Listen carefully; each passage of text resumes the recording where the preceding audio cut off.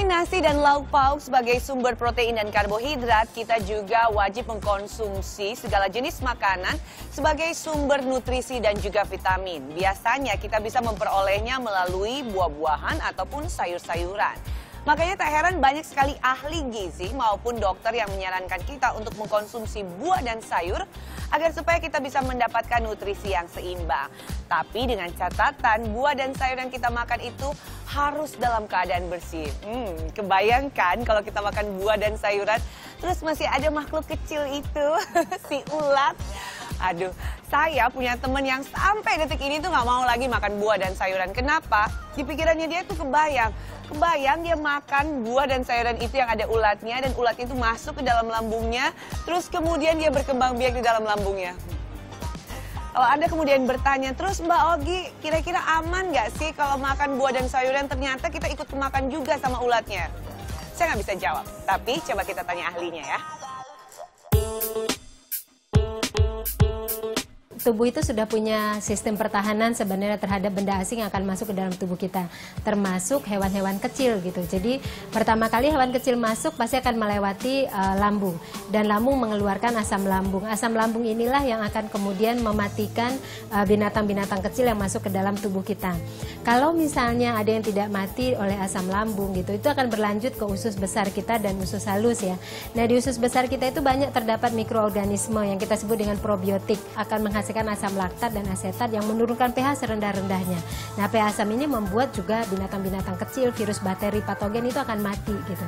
Sehingga tidak akan mungkin hidup di dalam tubuh kita. Jadi kalau itu sering sekali terjadi, tentu saja membuat sistem imun kita akan melemah ya, karena sering diserang oleh benda-benda asing tersebut. Pada kondisi tertentu gitu seperti telur cacing, itu memang dia kadang-kadang tidak mati dengan asam lambung ataupun dengan pH asam laktat atau asetat yang dikeluarkan oleh mikroorganisme baik, dan mungkin ini yang bisa berkembang pada pencernaan kita. Seluruh zat asing termasuk binatang kecil yang telah dilemahkan oleh imun kita, mulai dari asam lambung, kemudian mikroorganisme di saluran pencernaan kita, itu semuanya akan dihancurkan dan kemudian dibuang melalui pembuangan usus besar, yaitu feses. Oh, seperti itu. Baiklah, dicatat ya teman-teman. Nah, saran saya sebelum kita memproses buah dan sayuran, terutama sebelum dimasak, kita harus memperhatikan satu hal, yaitu kita harus mencuci buah dan sayuran dengan baik dan tepat. Nah, ini ada beberapa langkah ataupun teknik-teknik yang bisa Anda lakukan agar supaya Anda bisa mencuci buah dan sayuran dengan baik, dan agar supaya ulat-ulat yang menempel di dalam buah dan sayuran itu bisa lepas.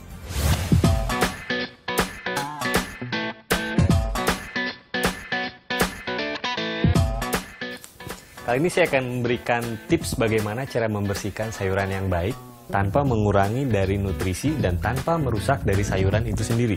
Yuk, kita langsung aja ke sini. Yang pertama saya ada brokoli. Ini brokoli agak sedikit berbeda mencucinya dari sayuran biasa, karena sayuran brokoli ini adalah sayuran penuh rongga, jadi akan banyak sekali ulet atau kotoran-kotoran sisa yang menempel di sela-selanya. Sebelumnya saya siapkan air. Ini saya mau kasih airnya, kasih pakai garam. Kira-kira 1 sendok aja. Kemudian saya kasih jeruk nipis. Potong brokolinya, masukkan ke sini. Sesuai dengan batang dari brokolinya. Dan nanti tinggal dibagi-bagi, tapi jangan terlalu kecil juga, karena brokoli itu adalah termasuk sayuran yang cepat lunak, jadi harus hati-hati jangan sampai overcook. Kenapa saya kasih garam? Jadi garam itu untuk mengeluarkan ulat-ulat atau kotoran dan untuk membersihkan sisa dari pestisida. Jadi jangan sampai nanti sayuran yang kita konsumsi tujuannya untuk kesehatan malah nanti merusak kesehatan karena salah pada saat mengolah. Ini kita diamkan kurang lebih sekitar 10 menit.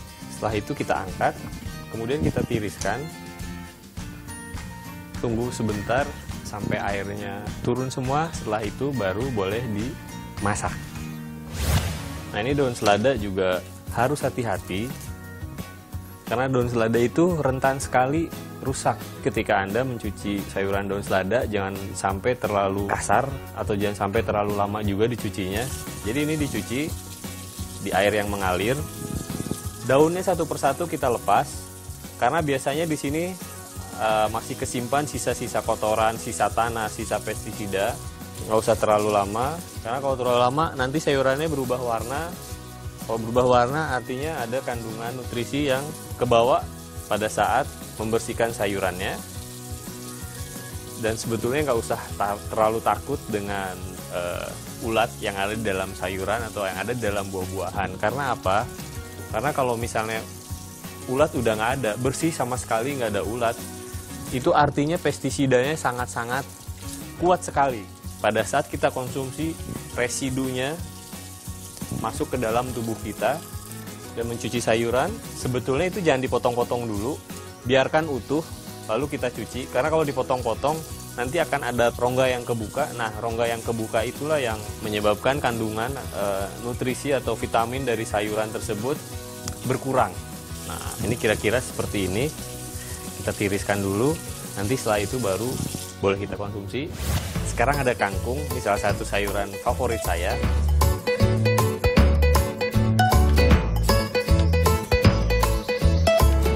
Dan kalau untuk buah-buahan sebetulnya hampir sama aja. Pada prinsipnya sama dengan sayuran, kita cuci dengan di air yang mengalir, jangan dikupas dulu. Jadi ini selanjutnya boleh kita konsumsi langsung atau kita masak, tergantung kita mau bikin apa. Nah, seperti itu teman-teman cara mencuci buah dan sayuran dengan baik dan tepat. Jangan cuma taruh aja terus kemudian makan, sakit perut, komplain deh. Jangan kemana-mana karena kami masih hadir dengan berbagai informasi penting lainnya sesaat lagi. Tetap di Wonders.